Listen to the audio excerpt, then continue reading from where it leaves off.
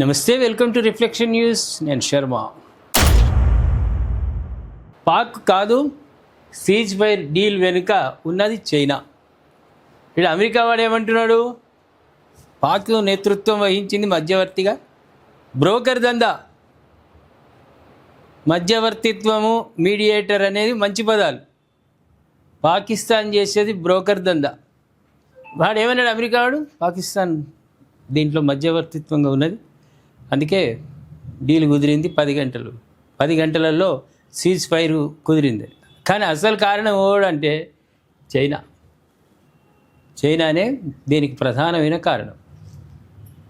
కేవలం 10 గంటల వ్యవధిలో అమెరికా తన నిర్ణయం మార్చుకొని ఇరాన్తో కాల్పుల విరమణకు అంగీకరించింది. ఈ 10 గంటలు ఏం జరిగింది? Question mark. 2 వారాల కాల్పుల విరమణకు పాకిస్తాన్ పాత్రే కారణమని అమెరికా పేర్కొన్నప్పటికీ చెంచగిరి కదా ఈ రెండు. వాని అన్నీ వీని దగ్గర ఉన్నాయి. వీడు ఏది కావాలంటే వాడు అది ఇస్తాడు. అందుకు వాళ్ళకు నువ్వు గొప్ప అంటే నువ్వు గొప్ప అని వాళ్ళిద్దరే. ఎవ్వడు వాళ్ళని నమ్మరు, ఎవడు పొగడరు. పేర్కొన్నప్పటికీ చివరి నిమిషంలో చైనా జోక్యమే ఒప్పందాన్ని ఖరారు చేసిందని తెలుస్తోంది. ఇరాన్పై చర్చలకు ఒత్తిడి తేవడంలో చైనా ప్రమేయం ఉందా అని అడిగినప్పుడు అవునని అంటున్నాను అని ట్రంప్ ఏఎఫ్పితో అన్నారు. ట్రంప్ విధించిన గడువు సమీపించడం, పూర్తిస్థాయి యుద్ధం జరిగే ప్రమాదం పొంచి ఉండడంతో తప్పనిసరి పరిస్థితుల్లో చైనా నేరుగా ఇరాన్తో చర్చలు జరిపినట్లు ఇద్దరు చైనా అధికారులను ఉటంకిస్తూ ఏపీ వార్తా సంస్థ తెలిపింది. దీన్ని బట్టి ఇరాన్పై పాకిస్తాన్ కన్నా చైనాకు ప్రత్యక్షంగా పట్టు ఉంది. ఇరాన్ నమ్ముతలేదు, పాకిస్తాన్తో సంబంధం లేదని చెప్పింది. ఇజ్రాయెల్ కూడా నమ్మతలేదు. ఎవరు నమ్మరు ఆ దరిద్రపు దేశాన్ని, ఎవరు నమ్మరు. నిజానికి కాల్పుల విరమణ ఒప్పంద ప్రకటనకు కొన్ని గంటల ముందే ఐక్యరాజ్య సమితి భద్రతా మండలిలో హార్మోజ్ జలసంధిని తిరిగి తెరవడానికి బలప్రయోగానికి అనుమతి ఇచ్చే ఒక తీర్మానాన్ని చైనా, ఇరాన్తో మరో మిత్రదేశమైన రష్యా కలిసి అడ్డుకున్నాయి. యుఎన్ తీర్మానం ఇరాన్ పట్ల వివక్షతతో కూడుకొని ఉందని చైనా పేర్కొంది. ఒక దేశం మీద హక్కులు ఎవరిస్తారా నీకు? హక్కులు వాళ్ళ ఇష్టం. వాళ్ళు నువ్వు పెద్ద దేశం అదే ఒత్తిడి చేస్తా అంటే ఎవరు ఊరుకుంటారు? అందుకే చైనా, ఇరాన్, రష్యా 3 వద్దని. నువ్వు ఒత్తిడి చేయాల్సిన అవసరం లేదు, వాళ్ళ ఇష్టం అది. వాళ్ళ స్వతంత్రం, వాళ్ళ గడ్డ మీద వాళ్ళ ఇష్టం. కాల్పుల విరమణలో తన పాత్ర గురించి చైనా ఇప్పటివరకు అధికారికంగా వ్యాఖ్యానించలేదు. చైనా ప్రభుత్వ ప్రతినిధి ఒకరు మాత్రం మంగళవారం మాట్లాడుతూ విదేశాంగ మంత్రి వాంగ్ యి సోమవారం ఇరాన్, ఇజ్రాయెల్, రష్యా, గల్ఫ్ దేశాలతో 26 సార్లు ఫోన్లో మాట్లాడారని చెప్పారు. పశ్చిమాసియాలోని చైనా ప్రత్యేక దూత కూడా ఈ దౌత్యంలో పాల్గొన్నట్లు అధికారి తెలిపారు. ట్రంప్ సృష్టించిన పశ్చిమాసియా గందరగోళంలోకి నేరుగా దిగకూడదనే చైనా విస్తృత వ్యూహానికి ఇది అనుగుణంగా ఉంది. కాగా చైనా మౌనం మాత్రం ప్రపంచ దృష్టిని తప్పించుకోలేకపోయింది.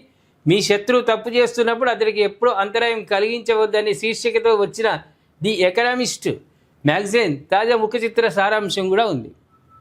ఎందుకంటే ఇంతవరకు చైనా ప్రకటించలే. ట్రంప్ను అడిగితే సూచనప్రాయంగా అవును అన్నాడు. ఇటు పాకిస్తాన్ వాడు ఏం చేస్తాడు? వీడు టై పెట్టుకొని ఉద్వయించు మేకప్ చేసుకొని దాని మీద ఒకటి కోటు, నేనే ఈ ప్రపంచానికి మార్గదర్శకుడిని, నేనే మా దిక్సూచిని అన్నట్టు వాడు బిల్డప్లు ఇస్తాడు ప్రధాని, పాకిస్తాన్ ప్రధాని.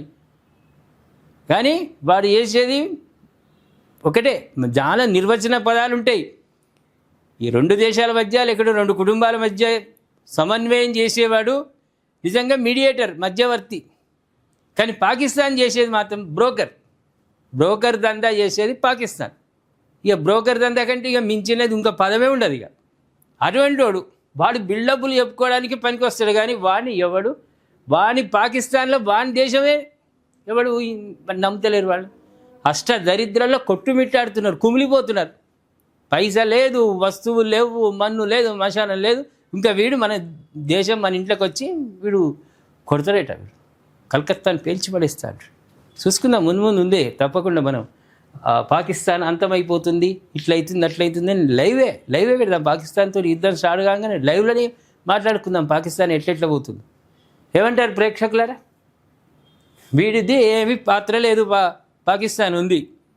ఈ సీజ్ ఫైర్ అనేది ఇరాన్ తర్వాత అమెరికా మధ్యలో కుదరడానికి ప్రధానమైన భూమిక పోషించింది ఒక రకంగా చైనా, అందులో రష్యా కూడా.